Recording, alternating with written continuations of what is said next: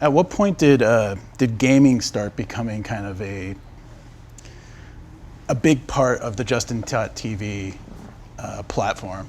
And eventually, obviously, that was spun off to Twitch. But when did that really start to get in there? So gaming was, one of those many ideas that people wanted to do on Justin TV, and it was actually pretty small compared to like a lot of our other content. The site grew pretty quickly over the next couple of years, and we spent a lot of time, figuring out how to scale and racking servers and building better technology, and kind of doing what we did best as like engineers. And the and at the like 3 or 4 years later, we're kind of like the site had grown a lot, but it was flattening out. We weren't growing very much anymore. So we started looking at things, on the site that we thought could be bigger. And Emmett, my co-founder, really identified gaming as something. He was like, basically, this is the only content I like to watch.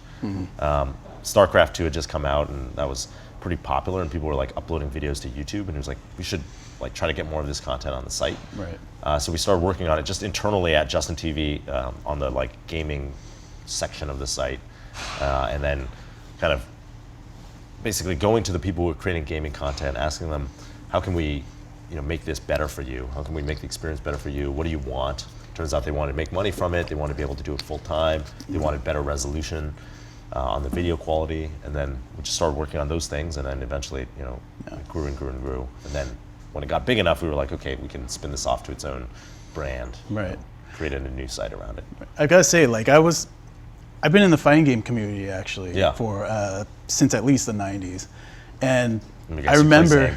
What's that? You play Zangief? No, not and like actually Justin.tv and Twitch solved like a huge problem that we had, in that we would have what's called Evolution, which is pretty much the world's fighting game tournament, and we would have people come from Japan, Kuwait, England, out to, sometimes it was LA, sometimes it was Las Vegas, but we would have these epic matches, and then the only way for everyone to see them was to either send out VHS tapes back in the 90s or trade DVDs. And then eventually it became, well, we can get kind of a shaky phone cam on YouTube looking over their shoulders. And then when it became that you could live stream this stuff, it was a huge game changer in the community. It was just like, all of a sudden it was like, it's almost like sports at this point. Yeah. And then I remember when you guys became Twitch, and all of a sudden it was like Twitch was everywhere. Like people I used to play with all of a sudden were working with Twitch. There were Twitch t-shirts all over the place, Twitch merchandise, every stream was Twitch. And you guys really pushed in there. And even though it's a small audience compared to the world, you guys still like really got in there and really just grabbed it and became pretty much the main source for watching anything fighting game related. I was wondering, can you go a little bit into how you guys did you guys purposely build a campaign to just grab on to certain game communities? Yeah. And pretty much be the source for that? Absolutely. I mean, basically, Twitch, it wasn't just like put it out there and see what happens, right? It was like a lot of, because the technology wasn't that different from Justin TV. It was like streaming, video, and then chat. And that's what it looks like today for the most part. I think that one of the things that Emmett and Kevin Lin, who was our COO of Justin TV, and then was really into gaming, and he just wanted to work on the gaming stuff, so basically became like a co-founder of Twitch site. Emmett would like go and talk to the users and say like, what do you build features that they wanted to like make it better, to make Justin TV better for gaming effectively. And then Kevin really built out this network development team of like people who are in the gaming community and like really target like different verticals, like fighting games or shooters or MOBA games, or and figure out who the people were to like the kind of the tentpole content. How do we get Evo, right? Like how do we get like people who are very popular broadcasters and like influencers, and how do we get them back on the site, like help them get set up, help them get some traffic and help promote them.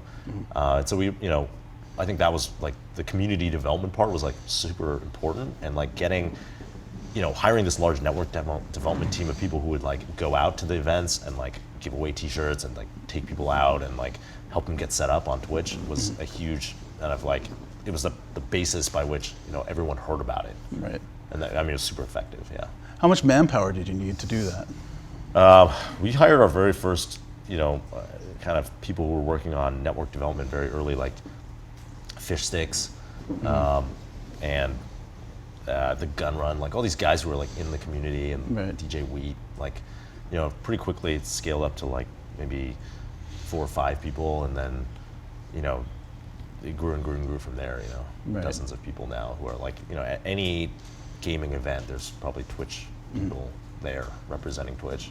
trying Yeah, to I support think the there still community. is too. Yeah. Yeah, absolutely. That's Yeah. like a huge part of it. Yeah. And now there's, there are people all over the world who kind of are, work for Twitch, but like go to various, because the gaming community is so global, it's like Right. we have people everywhere. So you build this huge thing, it's becoming very successful, and then you sell it, or well, it gets acquired. Could you talk about a little bit the lead up to that? And Well, I mean, Emmett was as soon as we pivoted the entire Justin TV company to Twitch, and with that we made Emmett the CEO.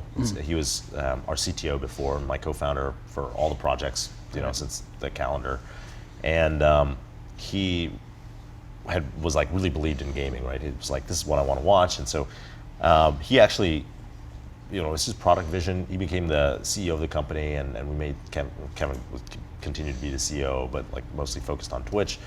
And at that point, they just grew and grew the company, and it was very, like they were really focused on just figuring out how to like continue growing, right? And we reached, I remember when we started off, we were like, if we could only be, I think 10 million uniques a month, we'd be like the biggest gaming video site, like bigger than like GameTrailers.com, and that'd be something. But like we grew, far beyond that in the first couple of years. It eventually reached, around 45 million uniques a month, and at that point, people started coming around and saying, "Hey, this is like actually a real thing." A lot of the time when we were talk about Twitch, people who weren't in the gaming community, they would say, like no one's ever going to watch other people play video games. It's like made up, especially around Silicon Valley. Like it was not a very popular idea. Yeah. And but eventually you get big enough, and people have to like kind of recognize that it's actually a thing Right. that some people are doing, even if you aren't. And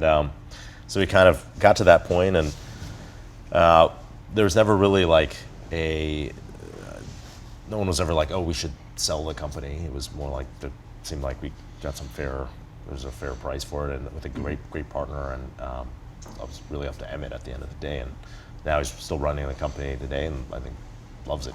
right.